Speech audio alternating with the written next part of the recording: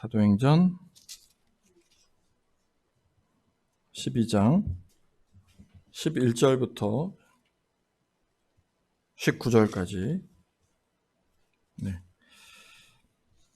저와 여러분이 한 절씩 교독하도록 하겠습니다. 이때야 베드로가 정신이 나서 말하였다. 이제야 참으로 알겠다. 주님께서 주님의 천사를 보내셔서 헤롯의 손에서 그리고 유대 백성의 꾸민 모든 업무에서 나를 건져 주셨다. 이런 사실을 깨닫고서 베드로는 마리아도 하는 요한의 어머니와 마리아의 집으로 갔다. 거기에는 많은 사람이 모여서 기도하고 있었다. 베드로가 대문을 두드리니 데로라는 어린 여종이 맞으러 나왔다. 그 여종은 베드로의 목소리를 알아듣고 너무 기뻐서 문을 열지도 않고 도로 달려 들어가서 대문 앞에 베드로가 서 있다고 알렸다. 사람들이 여종에게 내가 미쳤구나 하고 말하자 여종은 참말이라고 우겼다. 그러자 그들은 베드로의 천사일 거야 하고 말하였다. 베드로가 줄곧 문을 두드리니 사람들이 문을 열어서 베드로를 보고 깜짝 놀랐다. 베드로는 손을 흔들어서 그들을 조용하게 하고 주님께서 자기를 감옥에서 인도하여 내신 일을 이야기하였다. 그리고 그는 이 사실을 야고보와 다른 사도들에게 알리시오 하고 말하고는 거기서 떠나 다른 곳으로 갔다. 날이 새니 군인들 사이에서는 베드로가 없어진 일로 작지 않은 소동이 일어났다. 함께 읽겠습니다. 헤롯은 샅샅이 찾아보았으나 베드로를 찾지 못하고 경비병들을 문초 뒤에 명령을 내려서 그들을 사형에 처하였다. 그런 다음에 헤롯은 유대를 떠나 가이사라로 내려가서 거기에서 한동안 지냈다. 아멘. 사도행전 12장을 묵상하면서 갑자기 10년 전에 제가 수원에 있었을 때 하나님의 대사라는 책을 저자한 김하중 장로님이 계신데 1, 2, 3권을 이렇게 글 쓰셨어요. 그래서 하나님의 대사를 저자한 그 김하중 장로님의 10년 전 간증이 갑자기 묵상하면서 생각이 들었습니다. 그 책을 하나님의 대사라는 책을 읽으면서 또 많은 깨달음을 주었고 또한 기도의 또 표본이 되는 그런 길잡이의 역할을 또 했었던 그런 한 권의 책이었었습니다. 장로님은 주중 대사를 오래도록 하고 또한 통일부 또 장관을 또한 그렇게 지내셨던 분이십니다. 책의 내용을 이야기하자면 너무 길어요. 그러니까 인터넷에 검색하셔서 하나님의 대사 한 권씩 그렇게 사서 읽으시면 좋을 것 같습니다. 10년 전의 간증이기 때문에 100% 정확하진 않은 것 같아요. 그래도 거의 90% 이상은 정확하지 않을까 그렇게 생각이 들어집니다. 김하중 장로님께서 김대중 전 대통령을 의전하는 그런 내용이었었는데요. 어느 한 호텔 방에 그렇게 들어갔다고 합니다. 대통령은 이쪽에 또 김하중 장로님은 또 다른 쪽에 그렇게 방에서 지내고 있었는데 김하중 장로님이 잠을 청하고 있는 그 사이에 누가 이마를 톡톡 자고 있는 상황 이마를 툭툭 이렇게 치더래요. 그래서 이게 무슨 일이지? 그래서 벌떡 일어나가지고 샤워를 하고 또한 정장을 딱 차려입고 딱 기도하고 있는데 김대중 대통령께서 전화가 와가지고 잠깐 오라고. 그래서 대통령께서 찾아서서 궁금하시던 그 일을 해결해 주었다고 합니다. 또 시간이 흘러 또한 김대중 대통령님과 동행하며 또 의전하게 되었는데 그때도 마찬가지로 호텔에 머물다가 새벽에 잠을 청하고 있던 중 장로님을 부르는 소리가 들리더라는 겁니다. 그래서 또 벌떡 일어나 또 샤워를 하고 옷을 갖춰 입고 기도하고 있는데 다시 대통령이 불러서 자기를 찾으랍니다.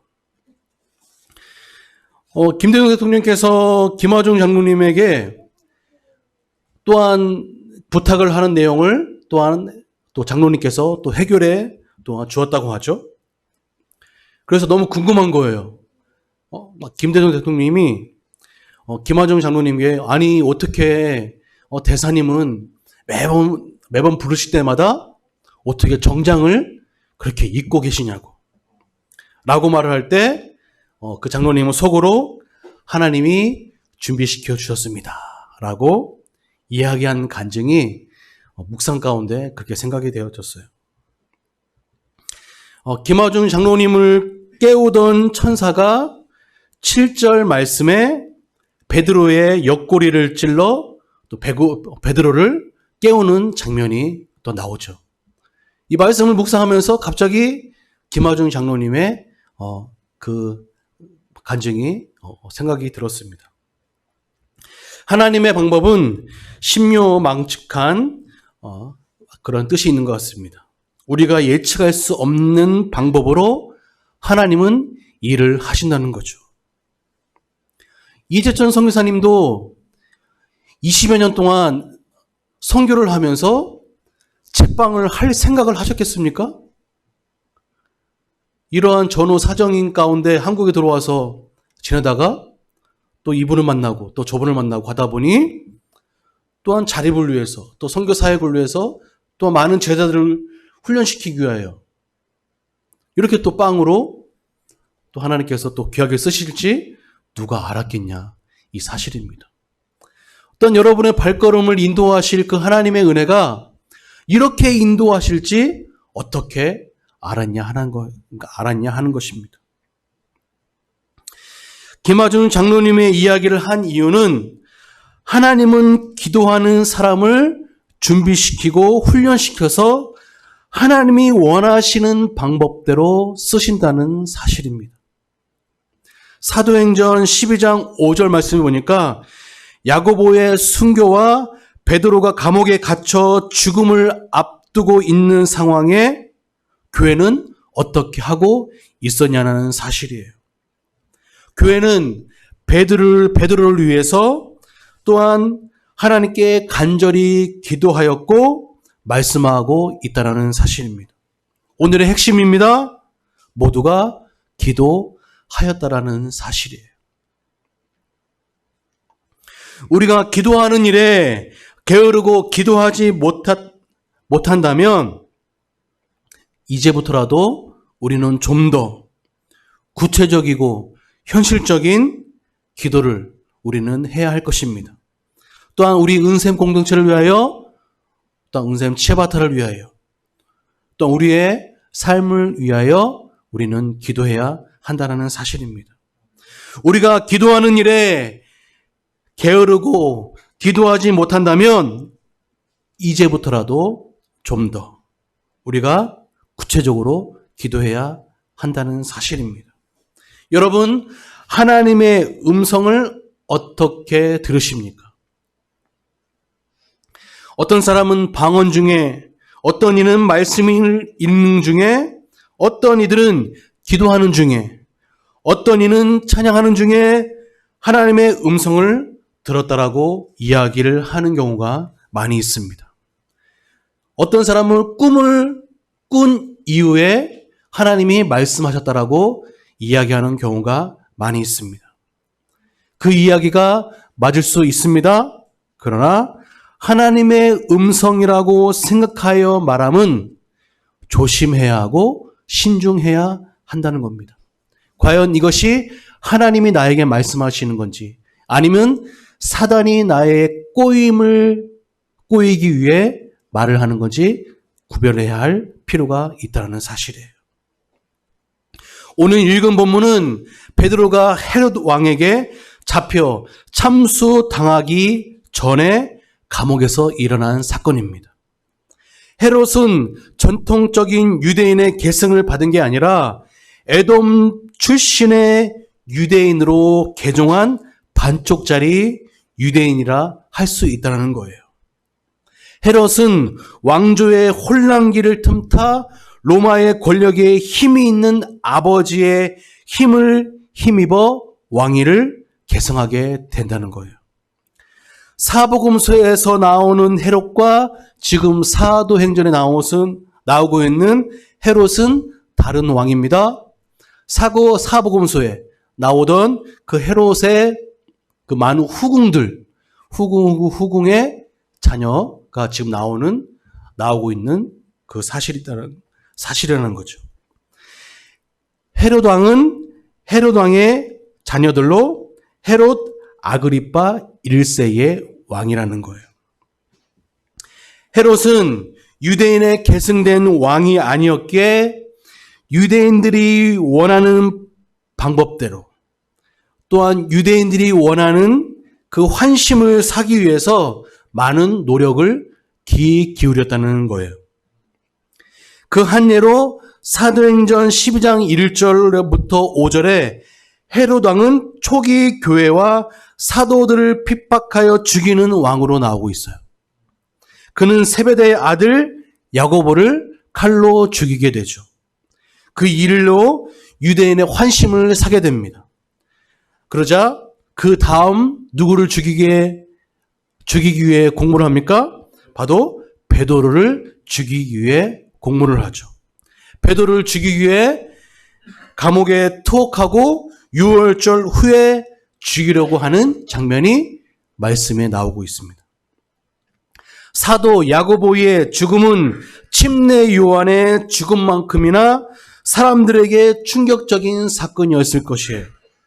야고보의 순교 사건은 헤롯의 잘못을 지적했다라는 그 한 가지 이유만으로 그를 칼로 죽였다는 겁니다. 야고보는 예수님의 특별한 사역이 있을 때마다 현장에 있었던 제자입니다. 주님과 함께 변화산에 있었고 주님이 야이로의 딸을 살리실 때도 함께 있었고 주님이 겟세마네 동산에서 기도하실 때에 가장 가까이 있었던 제자가 바로 야고보라는 거죠. 그런 야고보에게 주어진 죽음치고는 너무 허무한 죽음이었습니다. 하나님은 우리에게 고난도 주시지만 그 피할 길도 우리에게 주신다는 것이 베드로의 추후의 고백으로 깨닫게 됩니다. 주님은 우리가 감당하기 어려운 것을 허락하지 않으신다는 사실입니다. 베드로는 추후에 고백하는 것은 고린도전서 10장 13절에 말씀하고 있습니다. 고린도 교회에 보내는 편지를 통해 고백하는 장면이 나오죠. 제가 읽어드리겠습니다. 여러분은 사람이 흔히 겪는 시련밖에 다른 시련을 당한 적이 없습니다. 하나님은 신실하십니다. 여러분이 감당할 수 있는 능력 이상으로 시련을 겪는 것을 하나님은 허락하지 않으십니다. 하나님께서는 시련과 함께 그것을 벗어날 길도 마련해 주셔서 여러분이 그 시련을 견뎌낼 수 있게 해 주십니다. 라고 사도 베드로는 이야기하고 있다는 거예요.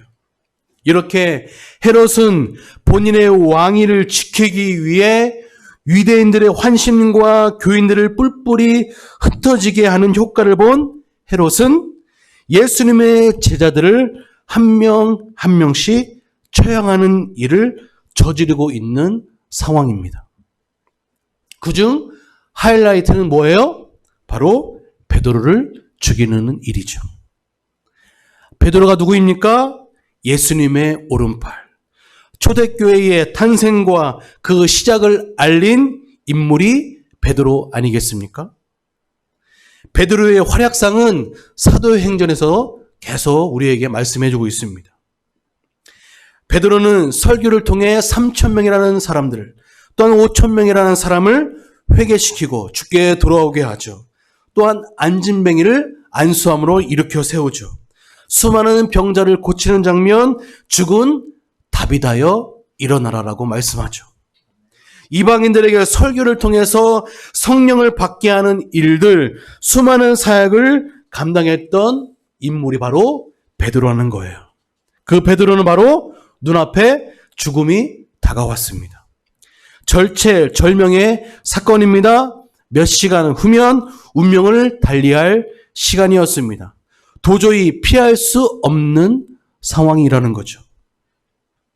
헤롯이 얼마나 지독한 사람이었냐면 베드로를 죽이기 위해 군사 2명을 감옥 안에 붙여놓고 놓은 것도 모자라 감옥 밖에 파수꾼을 두고 베드로가 혹시 도망칠까봐 쇠사슬을 꽁꽁 묶어놓고 2명이 베드로 틈에서 함께 잠을 자게 하였다는 거예요. 베드로를 얼마나 죽이고 싶었으면 이렇게 지시했을까 생각해 봅니다. 잠을 자고 있던 베드로에게 갑자기 천사가 나타나죠. 감방에 환하게 빛이 비치고 천사가 베드로의 옆구리를 쳐서 깨웁니다. 손으로 쳤는지 발로 쳤는지 하여튼 쳤다고 합니다. 뭐라고요? 빨리 일어서라고 말씀하고 있어요. 그러자 그의 2 손에 묶였던 쇠사슬이 풀어지게 됩니다. 천사는 말합니다. 베드로야, 빨리 나가자. 나가려면 띠를 띠고 신을 신어야 해. 그 겉옷을 두르고 나를 따라와. 지리도 모르는 깊은 감옥 속에 천사의 말만 듣고 베드로는 천사를 따라가죠. 베드로는 자기가 환상을 보고 있는 것이라 꿈을 꾸고 있다라고 생각하였다는 거예요. 베드로는 꿈인지 생시인지 모를 상황 속에서도 천사의 지시한 대로 따라갔다는 겁니다. 따라간 곳은 사람의 방법으로 빠져나올 수 없는 것으로 초소와 초소를 지났는데 그 길이만 대략 수십 미터 이상, 수백 미터 이상이 되지 않을까 생각을 듭니다. 그 깊은 감옥 속에서 베드로는 극적으로 탈출하게 되죠. 감옥에서 나와 거리를 지나는 찰나 천사는 홀연히 사라지게 됩니다. 오늘 읽은 본문 11절 그때야 베드로가 정신이 나서 말하였다라고 이야기합니다. 이제야 참으로 알겠다. 주님께서 주님의 천사를 보내셔서 헤롯의 손에서 그리고 유대의 백성이 꾸민 모든 음모에서 나를 건져 주셨구나. 이러한 사실을 깨닫고 베드로는 마가라고도 하는 요한의 어머니 마리아의 집으로 갔습니다. 거기에는 많은 사람들이 모여 기도하고 있었는데 그 기도 대상자가 바로 교회요, 성도들이며 베드로였다라는 사실입니다. 여기서 우리가 깨달아야 하는 것이 있습니다. 앞에서 언급했듯이 기도의 중요성이라는 거예요. 사도 바울이 예루살렘에서 배운 가장 중요한 교훈은 아마도 기도였지 않을까 생각이 듭니다.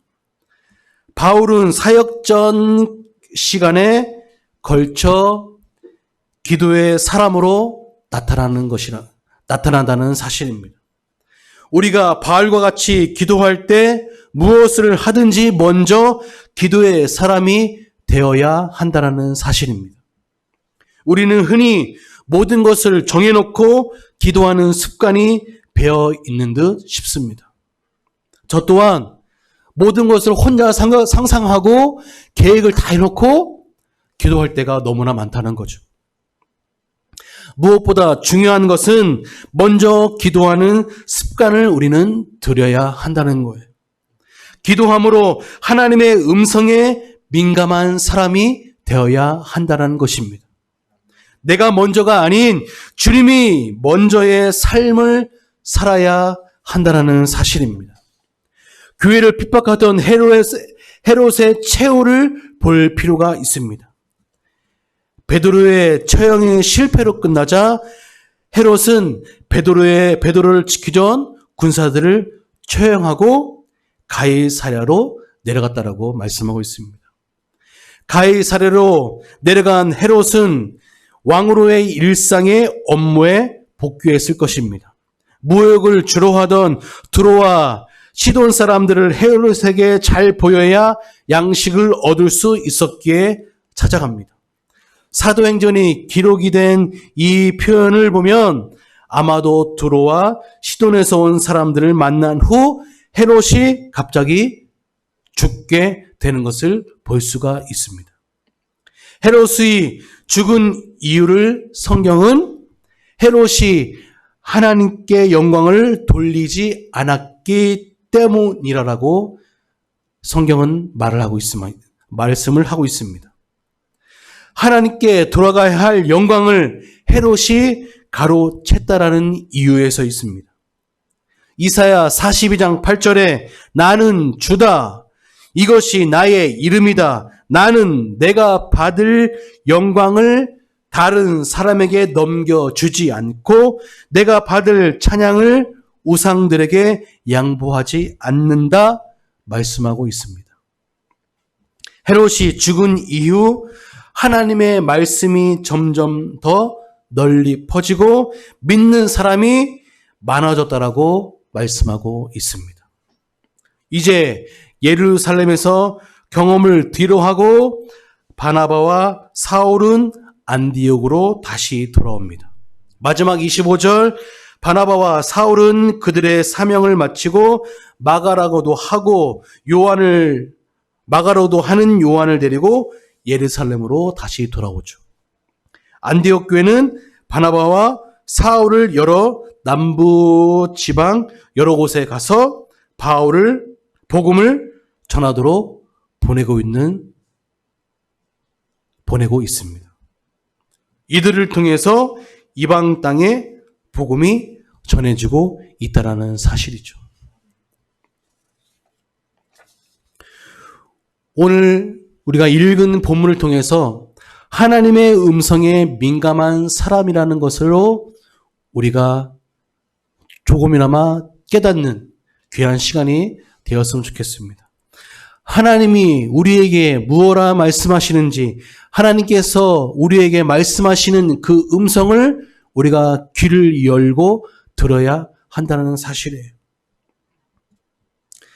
하나님이 우리에게 주어지는 그 기도의 표본이 바로 제자들에게 있었고 또한 사도 바울에게도 있었다는 사실입니다.